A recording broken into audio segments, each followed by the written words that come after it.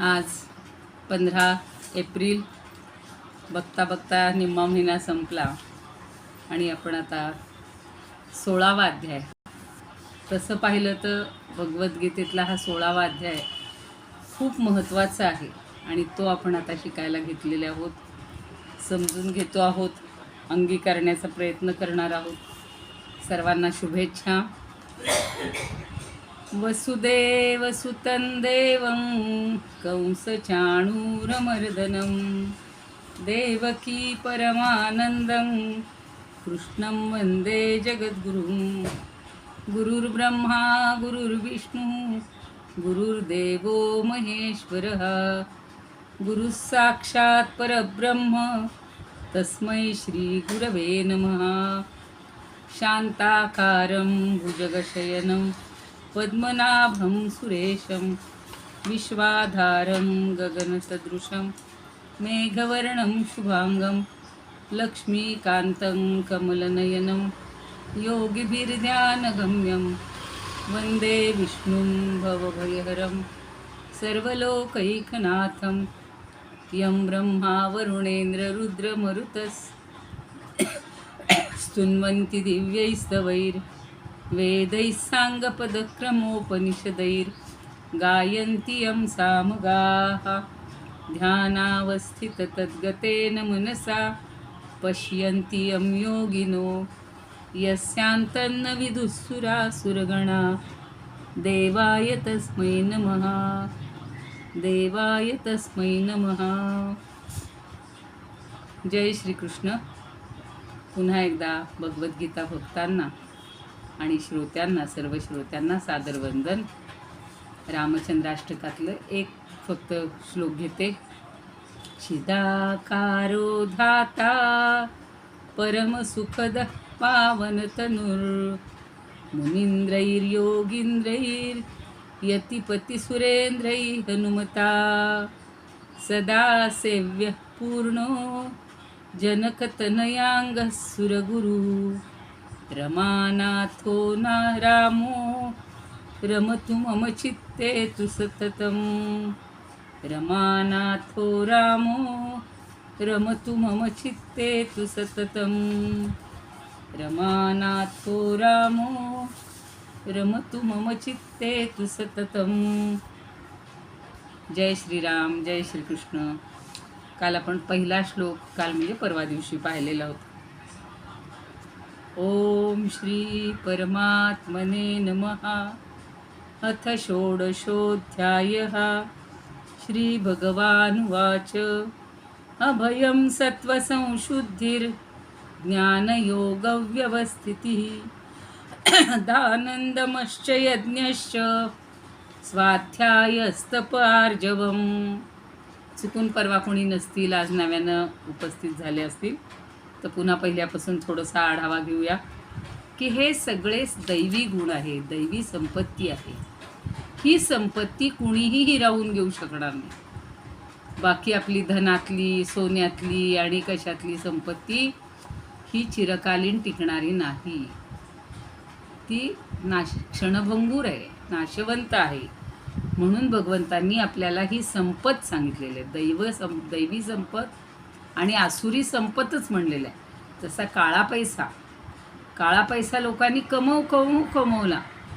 ढिगानी आपले काय म्हणतात ना, किती जमिनी, किती घरं, किती काय काय घेऊन ठेवलं आणि ते आता सगळं उघडकीस यायला लागल्यानंतर मग माणसाला पश्चाताप होतो, पण उपयोग नसतो. पछतावे होतं क्या जब चुडिया चुग गई खेत. म्हणून ही संपत्ती आपण मिळवूया. अभयम, कशाचीही भीती वाटून घ्यायची नाही. भय कधी असतं? द्वैताच्या ठिकाणी. पुढे बघू आपण. सत्व संशुद्धी ही, सत्व म्हणजे आपलं अंतःकरण, मन, त्याची अत्यंत शुद्धी, संशुद्धी. नुसती शुद्धी नाही, संशुद्धी, चांगल्या प्रकारची शुद्धी. अंतःकरणाची पूर्ण निर्मलता. आणि ज्ञानयोग व्यवस्थितीही म्हणजे तत्त्वज्ञानासाठी ध्यानयोगामध्ये निरंतर स्थिती राहणं, सतत एकाच वृत्तीमध्ये राहणं, म्हणजे परमात्म स्वरूपात एकरूप होऊन ध्यानाची अखंड स्थिती. पुन्हा दुसरा विषयच जेव्हा डोक्यात येत नाही, निरंतर एकाच परमात्म्याचं किंवा एकाच आलंबन जे कोणी आपण ठेवलं असेल, ओम असेल, ज्याचं कशाचं असेल, ते निरंतर ध्यान ठेवणं, याला ज्ञानयोग व्यवस्थिती म्हणले. दृढ स्थिती, स्थिर. आणि दानंदमश्च यज्ञश्च, संधी आहे दानहाच दमहाच यज्ञहाच. दान आपल्याला माहिती आहे, सात्विक दान 17व्यात शिकलो आहोत, काल परवाही मी म्हणून दाखवलं होतं. दम म्हणजे इंद्रियांचं दमन. आणि यज्ञामध्ये फक्त आहुती देणं हा भाग घ्यायचाच नाही, तर देवता गुरुजन यांची पूजा, अग्निहोत्र आणि उत्तम कर्मांचं आचरण, याला यज्ञ म्हटलेलं आहे. आणि स्वाध्याय म्हणजे वेद शास्त्र यांचं पठण पाठन, भगवंताचं सतत नाम घेणं आणि भगवंताचे गुण यांचं कीर्तन करणं. इतकं सुंदर बघा त्या भागवतात त्यांनी सांगितलेलं आहे. नवविधा भक्ती इतकी सुंदर वर्णन केलेली आहे की हे सगळं भगवंताचं सतत स्मरण करणं, हे करणं म्हणजे कसं आहे, गुण संकीर्तन, त्याला स्वाध्याय म्हटले. आणि तप म्हणजे एका पायावर उभं राहून डोळे मिटून विनाहार असं काही अपेक्षित नाही आताच्या काळाला. तप म्हणजे आपलं जे स्वधर्माचं आचरण करायचं आहे, पालन करायचं आहे, त्याच्यासाठी कष्ट सहन करणे. अगदी आयुष्य असं सुखा ऐशारामात नको आहे, थोडे तरी कष्टमय जीवन हवंच आहे. कष्टाविण फळ ना मिळते, जे मिळते परी न कळते, हृदयात व्यथाही जळते. हा तुझ विण मेड्या होई माखरा तोडी, सोन्याचा पिंजरा. काय आठवलं, एकदम त्या ओळी आठवल्या.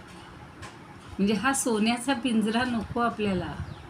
कष्टाविण फळ ना मिळते, ते जे कष्ट आहेत ना, ते करून 2 वेळची भाकरी, चटणी भाकरी असो, अगदी शिळी भाकरी जरी आपल्या कष्टाने मिळाली ना, तर त्याला गोडी खूप असते. आणि आयतं काही कष्ट न करता मिळालेल्या अन्नालाही गोडी लागत नाही, खऱ्या अर्थानं गोडी येत नाही. म्हणून इथं म्हणलंय की तप. आणि आर्जवम हा शब्द तर खरंच सगळ्यांनी लक्षात ठेवायला पाहिजे. मी त्याची आर्जव केली म्हणतो, म्हणजे विनवण्या केल्या, तसा अर्थ नाही आर्जवचा. आर्जव म्हणजे आपल्या शरीराची, इंद्रियाची, मनाची सरळता, वाकुडेपणा नकोच. आपण कुत्र्याच्या बाबतीत म्हणतो, कुत्र्याचं शेपूट नळीत घातलं तरी वाकडं ते वाकडंच, तसं नको आहे. कशीही वाकडी परिस्थिती येऊ, तरी आपलं सरळ वागणं, सरळ बोलणं, शुद्ध अंतःकरण हे सोडायचं नाही, याला आर्जव म्हटलेलं. तर हे सगळं शरीर आणि इंद्रियासह अंतःकरणाची सरळता. इथे कुठलंच क्रियापद वापरलेलं नाही, कारण ही यादी पुढच्या श्लोकामध्ये चालू राहणार आहे. म्हणून इथपर्यंतचे गुण लक्षात घ्यायचे. कोणकोणते? अहिंसा, अभयम, सत्वसंशुद्धी, ज्ञानयोग व्यवस्थिती, दान, दम, यज्ञ, स्वाध्याय, तप, आर्जवम. 8 आलेले. तर ह्या 8 गुणांचं आपण आज बघूया. एकेका गुणावर एक तास बोललो तरी चालेल. ज्ञानदेवांनी तर किती ओव्यान किती रचलेले आहेत. आपण ज्ञानेश्वरीच्या वेळेला ते सगळं पाहिले. जे ज्ञानेश्वरीत नसतील त्यांनी ते ऐकावेत त्याचे. निर्भयत्व, मनशुद्धी, योग ज्ञानी सुनिश्चय, यज्ञ निग्रह दातृत्व, स्वाध्याय रुजुता तप. एके गुणवंता किरीटी, दैवे फळ दिल्या हाटी, गुण उत्तम धरिजे, सत्वशुद्धी भय त्यागिजे. ज्ञान यात थोरपणे, दानदम याग करणे, तपशास्त्र वाकुडा, तो चितुकया संगडा.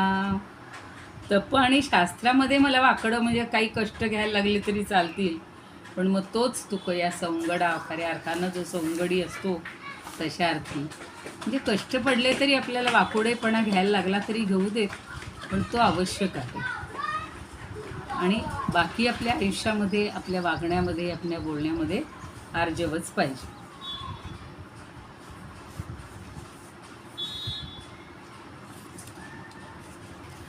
पुढचे आपण बघूया.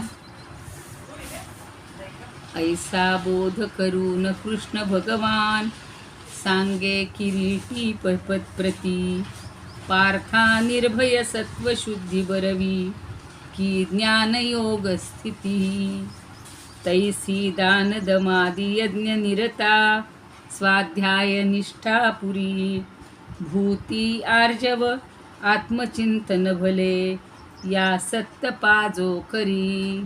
असा जो सत्तप चांगलं तप जो करतो तो या गुणांनी युक्त असतो. अनंतता नेमता पार्था निर्भयता मनोविमलता ज्ञानी भली निष्ठता योगी तेची अनन्यता सरळता निर्दंभता शांतता चित्ती संयमिता मनात समता स्वाध्यायी आसक्तता तेवी यज्ञ तपक्रियात रुजुता दातृत्वशालीनता. मारुलकर म्हणतात अभय ही सात्विक शुद्धी ज्ञानप्राप्त्यर्थम नित्य उद्योग दमदान यजन वेदाध्ययन सरलता तपश्चरण सांग.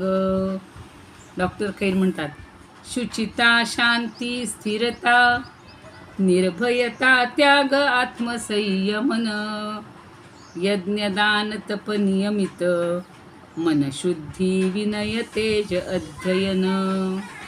विनय हवाय, तेज हवंय, अध्ययन हवंय आणि ही सगळी संपत्ती आपली दैवी आहे असं भगवंत सांगतायत. आता शंकराचार्य काय म्हणतात बघा.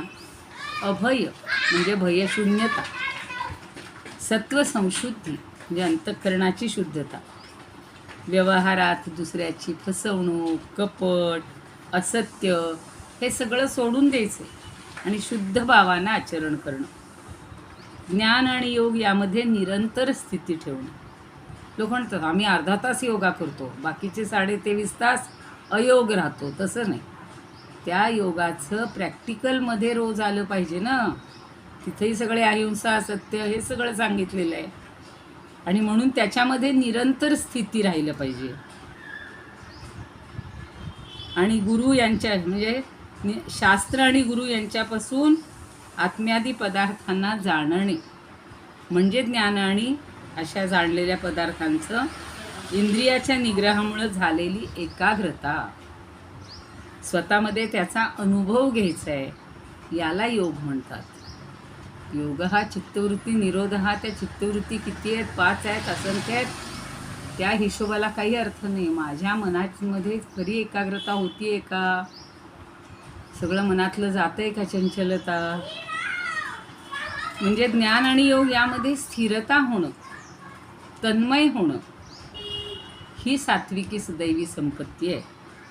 आणि ज्या अधिकारी व्यक्तींची ज्या विषयामध्ये सात्विकी प्रकृती दिसून येते तिचं वर्णन करताना म्हणतात की दान आपल्या शक्तीनुसार अन्नादी वस्तूंचा वेगळा विभाग करणं, दम म्हणजे बाह्येंद्रियांचं नियमन, अंतःकरणाची शांती, त्याचं सगळ्याचं वर्णन पुढे येणार आहे. आणि यज्ञ, अग्निहोत्रादी, श्रौत यज्ञ, देवपूजादी, स्मार्त यज्ञ, स्वाध्याय, प्रत्यक्ष न दिसणाऱ्या लाभासाठी ऋग्वेदादी वेदांचं अध्ययन करणं, तप, शारीरिक वगैरे तप हे सगळं म्हणजे दैवी संपत्ती आहे. आणि सगळ्यात म्हणजे आर्जव, साधेपणा, सरळपणा. कालच बघा त्या कृष्णधामला कृष्ण महाराजांची पुण्यतिथी होती आणि तिथे त्या गडावरचे सगळे बटू म्हणजे सगळे वेदाध्ययन करणारे शिष्यवर्ग आलेला होता. अगदी निर्विकार, निर्विकल्प असे सगळे तिथे येऊन बसलेले होते. छान वेद म्हणत होते, रामरक्षा म्हणत होते, नामस्मरण करत होते.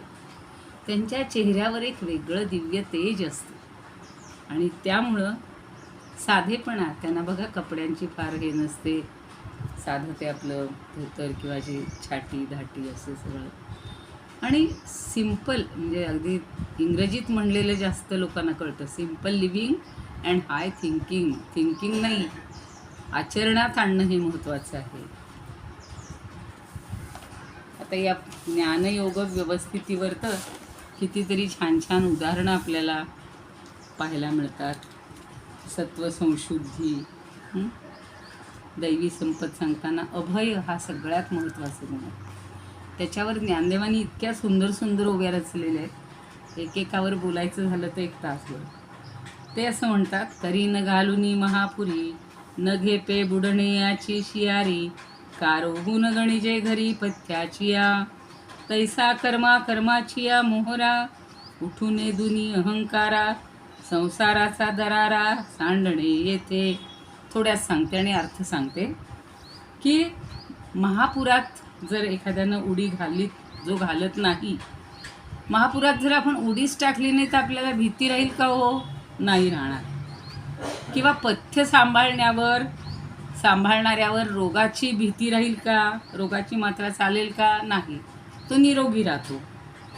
तसंच कर्माच्या मार्गी अहंकाराला घुसू दिलं नाही तर संसाराचा धाक राहील का? हो, नाही. म्हणजे अद्वैत भावना वाढल्यामुळं आणि सर्वाविषयी आत्मीयता, आत्मभावना अशी वाढल्यामुळं, किंवा पाणी मिठाला बुडवण्यासाठी यावं आणि मिठानंच पाणी व्हावं, तसं अद्वैत बुद्धी ठेवणं, सगळे एकरूप होणं, याला अभय म्हटलेलं आहे, भयाचा नाश. सत्व संशुद्धी, त्याचं सत्व हा गुण इतका वाढलेला असतो की सगळी शुद्धी त्याच्या ठिकाणी असते. निर्विकार निर्विकल्प असे हे असतात. आता चंद्र आपण चंचल आहे असे म्हणतो, पण त्याचा चंचलपणा कशात आहे तर त्याच्या कलात सतत बदल होत असतो. पण ज्ञानदेव असं सांगतात की सूर्य चंद्र आणि पृथ्वी यांच्या परस्पराच्या गतीतील संबंधावर चंद्रावर कला पडत असतात. चंद्र जसा जसा सूर्याच्या जवळ जातो तसा तो अमावस्येकडे सरकत जातो, आणि एक वेळ अशी येते की सूर्याच्या प्रकाशात चंद्र गेल्यामुळे चंद्र दिसतच नाही. तो सूर्याबरोबर उगवतो, सूर्याबरोबर मावळतो, ती त्याची अमावस्येची रात्र असते आणि तेव्हा त्याचं अस्तित्व काहीच नसतं. आणि सूर्यास्त झाला तरी चंद्र रात्री आकाशात पश्चिमेला दिसायला लागतो. म्हणून ज्ञानदेव म्हणतात की अमावस्या तर संपली आणि प्रतिपदा सुरू व्हायची आहे, असा जो मधला क्षण आहे, अशी जी चंद्राची अवस्था आहे ती निर्विकारी असते. चंद्र कधी वाईट वाटून घेतो का? अरे आज मी कुणालाच दिसलो नाही. तशा आपल्या मनाची अवस्था व्हायला पाहिजे आहे. कुठलाही विचार मनामध्ये यायचा नाही. आणि सत्वशुद्धी, आता त्याच्यासाठी त्यांनी 1-2 ओव्या सांगते. ते ऐशा चिन्ही जाणीजे, तरी जळे ना विझे राखोडी जैसी. आता राखोडी म्हणजे राख, ती जळतही नाही आणि विझतही नाही. म्हणजे तिच्यामध्ये कशी अवस्था असते? निश्चलत्व, सगळं स्थिर असतं. आणि तसं आपलं मन कशामुळेही उद्विग्न व्हायचं नाही, कुणी छान स्तुती केली म्हणून हुरळून जायचं नाही. अशी जेव्हा आपली अवस्था होते त्याला सत्वसंशुद्धी म्हटलेलं आहे. आणि ज्ञानयोग व्यवस्थितीचं एक छान किस्सा ऐकला आहे बघा.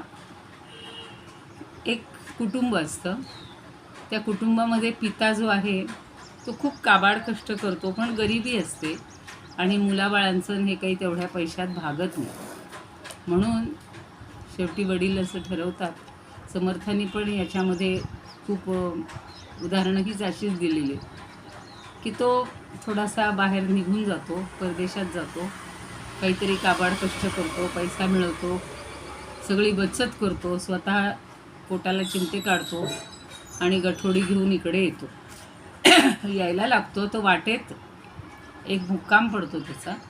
पूर्वी परदेश म्हणजे परगाव असायचं, आता परदेश म्हणजे खरेच दुसरे देश आहेत. आणि ज्या ठिकाणी मुक्कामाला राहतो त्या सावकाराकडं एक रात्र मुक्कामाला राहतो. पण तो सावकार म्हणतो, ठीक आहे आता तुम्ही दमून आलेले आहेत, जरा राहा 2-3 दिवस. आणि त्याला एक त्यांनी त्याच्या दिमतीला एक मुलगा दिला. आता हा जेव्हा निघून गेला आहे तेव्हा त्याची लहान मुलं होती. आता बराच काळ मध्ये गेलेला आहे, तो मुलगा मोठा झालेला आहे. नेमका तोच मुलगा त्या दुसऱ्या सावकाराकडे नोकरीला असतो आणि तोच मुलगा याच्या दिमतीसाठी 3 दिवस त्याला दिला. तर याला कौतुक वाटतं की हा मुलगा किती छान काम करतोय, त्याला आपण काहीतरी बक्षीस दिलं पाहिजे, जायच्या दिवशी आपण देऊ. आणि त्या मुलालाही वाटतं की आपण एवढं करतोय तर खरं म्हणजे ही आपली जास्तीची ड्युटी आहे नाही का, तर काहीतरी आपल्याला ह्याचा मिळायला पाहिजे, परतावा मिळायला पाहिजे असं त्याच्याही मनात असतं. आणि जायच्या दिवशी निघाला तो, उद्या जायचं आहे सकाळी सकाळी, तर एकदम काहीतरी विषय निघतो, कुठून आलात, काय झालं, काय नाव, काय गाव. आणि मग दोघांच्याही लक्षात येतं की हे माझे वडील आहेत आणि याला लक्षात येतं हा माझा मुलगा आहे. मग दोघांनी विचार केला, त्या मुलानं विचार केला की अरे वडिलांकडून कुठे घ्यायचं आपण काही विशेष कामाची, आणि आपल्या मुलाला आपण कसं काय द्यायचं. ही जी भावना आहे ना, ही ज्ञानयोग व्यवस्थिती. म्हणजे आपल्याला ज्ञान झाल्यानंतर आपली एक समतोल अवस्था होते आणि असं मागणं हेही चुकीचं वाटतं किंवा देणंही चुकीचं वाटतं. ह्या अशी अवस्था मग त्या ब्राह्मणानं त्या मुलाला अगदी जवळ घेतलेलं आहे. मुलानं वडिलांना नमस्कार केलेला आहे आणि बक्षीस द्यायचं होतं ते तसंच राहिलं, घ्यायचं होतं तेही तसंच राहिलं. अशी अपेक्षा होती तीही लयाला गेली. अशी भावना आपली सगळ्यांच्या बाबतीत व्हायला, सगळ्या कर्मांच्या बाबतीत. म्हणून ज्ञानयोग व्यवस्थित. आणि दानाबद्दल तर काय हो, आपण 17व्या अध्यायात छान शिकलेलं आहे की कुठलीही अपेक्षा न करता मी दान देणं हे माझं कर्तव्य आहे या भावनेनं द्यायचे. दातव्यमिती दानंदीयते नुपकारिणे. पुन्हा माझ्यावर कोणी उपकार करावा या भावनेनं दान द्यायचं नाही. देशे काले च पात्रे च तद्दानम सात्विकम स्मृतम. पण यत्तु प्रत्युपकारार्थम, परंतु माझ्यावर पुन्हा कोणीतरी उपकार करावा म्हणून दिलं जातं राजसदान, किंवा अयोग्य ठिकाणी दिलं जातं तामसदान. त्यांचा तर विचारच नाही करायचा, चांगल्या दानाचाच विचार करायचा. मग खूप ठिकाणी म्हणतात बघा अन्नदानम परमदानम, पण त्याच्यापुढे म्हणलेलं आहे विद्यादानम अतः परम अन्नेन क्षणिका तृप्ती यावत जीवनच विद्यया. सगळ्यात विद्यादान श्रेष्ठ आहे. अन्नानं बघा क्षणभर तृप्ती होईल, 3 तास 4 तास, फार फार तर 1 दिवस. पुन्हा भूक लागायची तेव्हा संध्याकाळी लागणारच आहे, पुन्हा कोणी दान द्यायला पाहिजे आपल्याला. पण तसं विद्येनं, विद्या जी मिळवतो आपण आणि विद्येचं दान केलं जातं, हे यावत जीवनचे जीवया विद्या.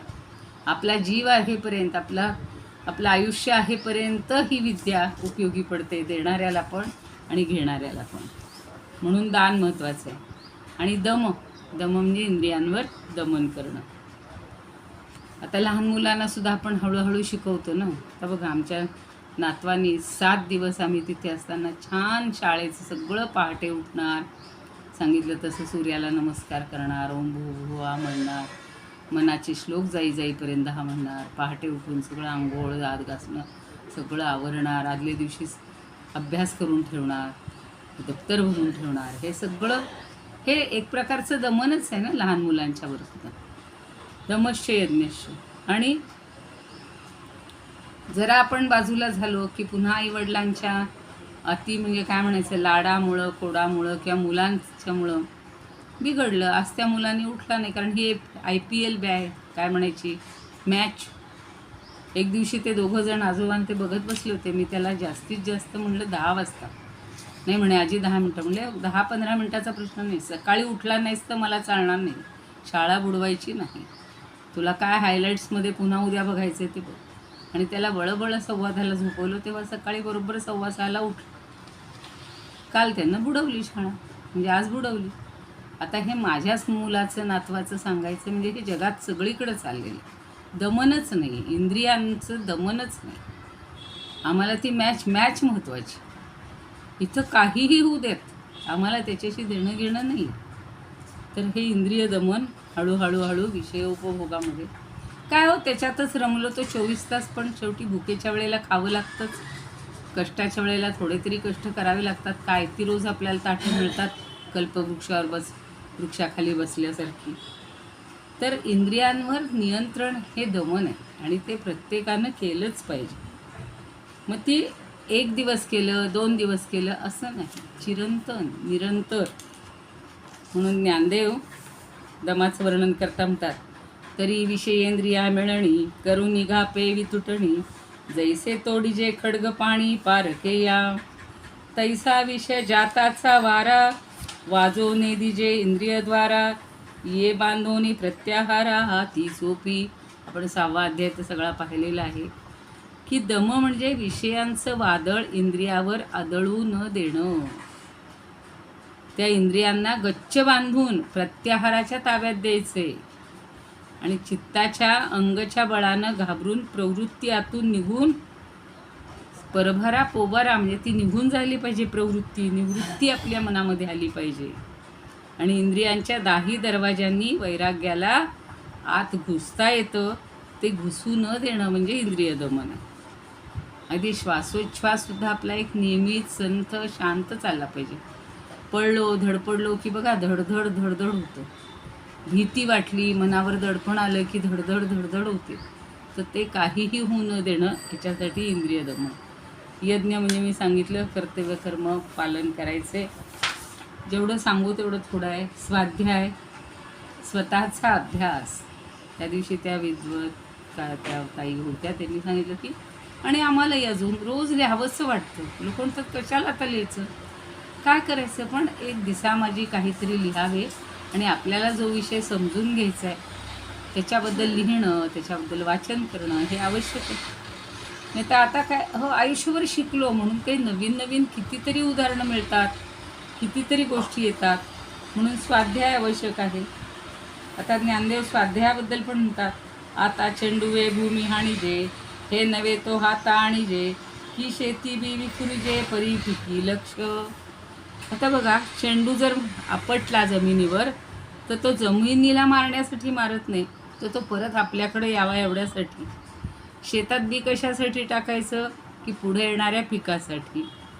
गुप्त अंधाऱ्या जागी गाडलेली ठेव पाहण्यासाठी दिव्याचा उपयोग करायचा.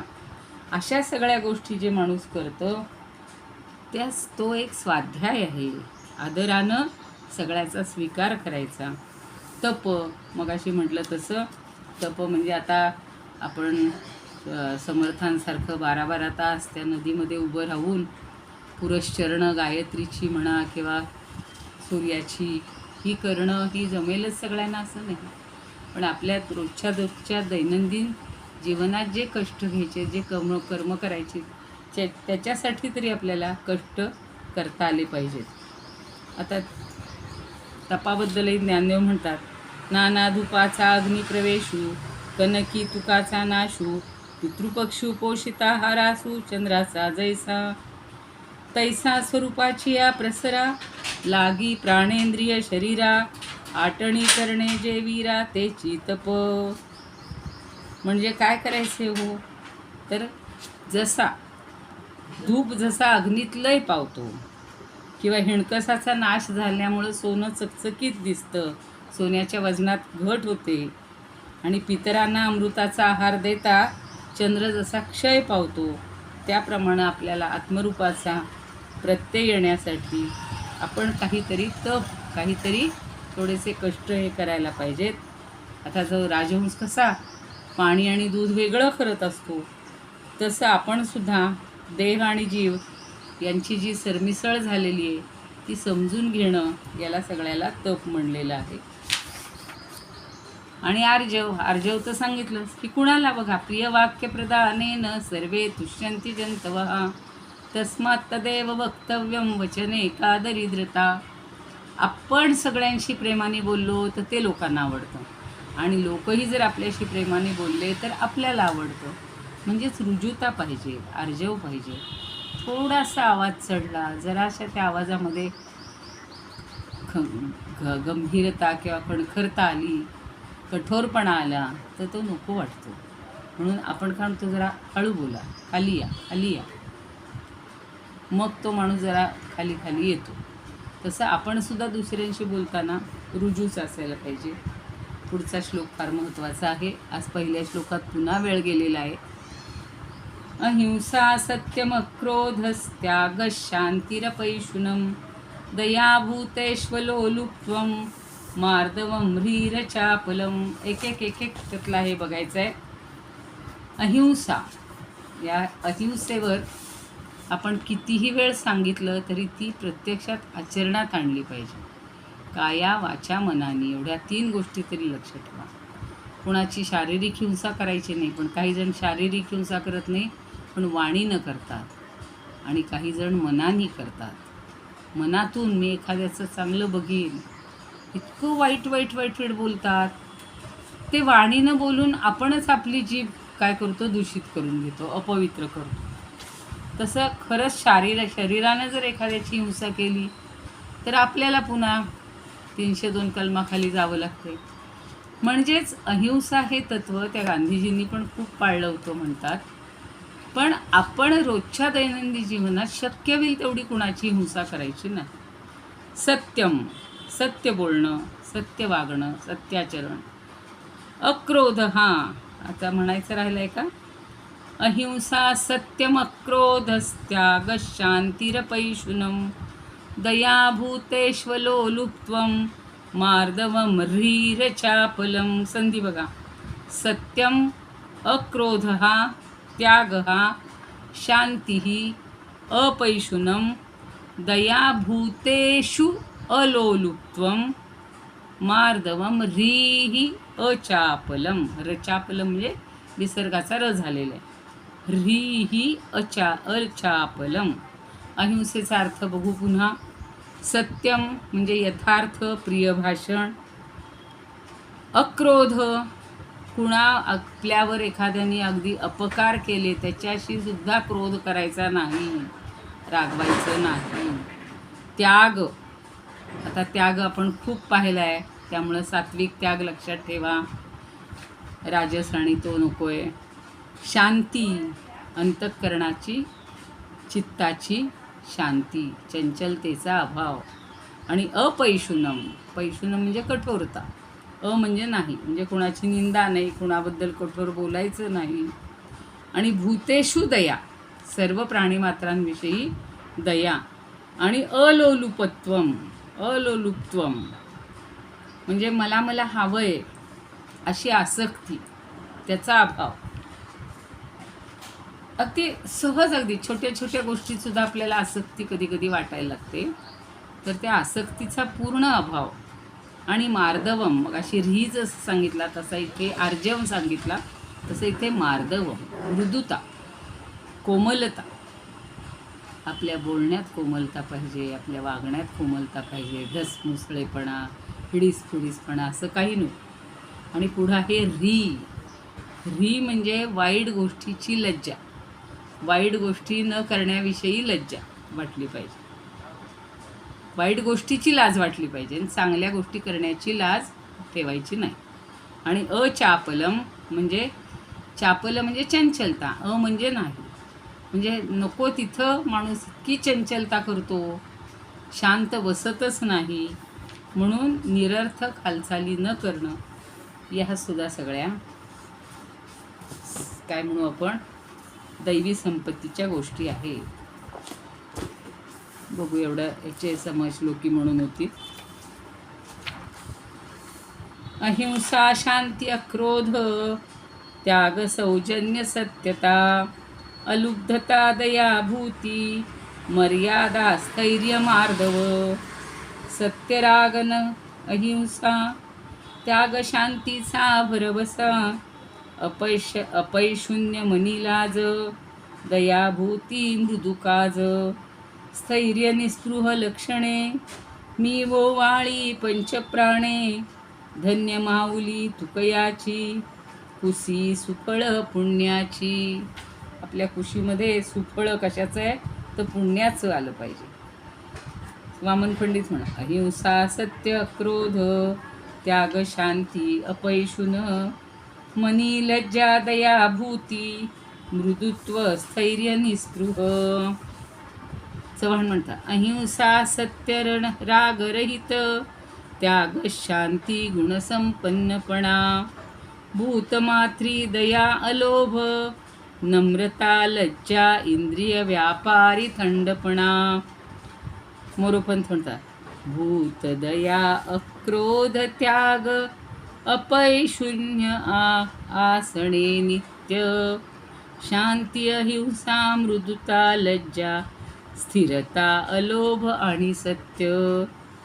तुलसीदास म्हणतात अनहिंसा और सत्यमय रहे क्रोध बिन नीत. नित्य राहायचंय नीत. दान शांती बहुविधाचर दोखन अनेचित. दुसऱ्याचे दोष अजिबात आणायचे चित्तात नाही. प्रज्ञानानंद सत्य अहिंसा क्रोधाभावही अपैशून्य आणि शांती तथा भूतदया मृदुता निस्पृहता लज्जा आणि अचंचलता. जेवढे गुण आपल्याला यातले इतकं सगळं सांगतायत यातली यादी करूया आपण किती यातले पाळतो आणि कुठले आपल्याकडं जरा कमी पडतायत ती बघूयात नाही का. अहिंसा काया वाचा मनाने कुणालाही पीडा द्यायची नाही. सत्य अप्रिय आणि असत्यरहित बोलणं. अक्रोध दुसऱ्याला अपशब्द बोलायचे नाहीत. अगदी खूप ठरवतो आपण पण काही व्यक्तींच्या बाबतीत थोडीशी जीभ आपली कठोरच होते ती व्हायला नको. किंवा ताडण करायचं मारणं हिंसा. तर राग शांत करणं. कुणी जरी आपल्याला काहीही केलं शांत बसणे. आणि त्याग संन्यास दान म्हणजे त्याग म्हणजे संन्यास घेणे नाही आहे. दानाबद्दल आपण पूर्वी पाहिलेलंच आहे. शांती संकल्प शून्य अंतःकरण. कारण सारखं मन आपलं काय असतं अस्थिर असतं. हे झालं की ते पाहिजे ते झालं की ते पाहिजे. आणि अपैशून्य म्हणजेच दुसऱ्याच्या समोर परक्याचे अवगुण प्रगट करणे याला पिशूनता म्हणतात. आणि त्याचा अभाव म्हणजे अपैशून्य. आणि दया दुःखी प्राणीमात्रांवर दया करणं. अलोलुपता म्हणजे विषयांच्या संगती लाभत असताना सुद्धा विकारवश न होणं. मार्दव कोमलता अक्रूरता लज्जा री म्हणजे लज्जा आणि अचापल्य अचपळता म्हणजे कारण नसताना सुद्धा हात पाय यांचं चलनवलन न करणं. काही जण असे बसले तरी त्या टेबलाखाली सारखे पाय हलवत बसतात. वाणीनं सुद्धा काहीतरी पुटपुटत राहतात. तर हे काहीही न करणं हे सगळं आपल्याला ही सगळी हे मिळवायची आहे. योगेशं सच्चिदानंदं वासुदेवं व्रजप्रियं धर्मसंस्थापकं वीरं कृष्णं वन्दे जगद्गुरुं. कृष्णाय वासुदेवाय हरये परमात्मने प्रणतः क्लेशनाशाय गोविंदाय नमो नमः. ओम पूर्णमद पूर्णमिदं पूर्णात् पूर्णमुदच्यते पूर्णस्य पूर्णमादाय पूर्णमेवावशिष्यते. ओम शांती शांती शांती.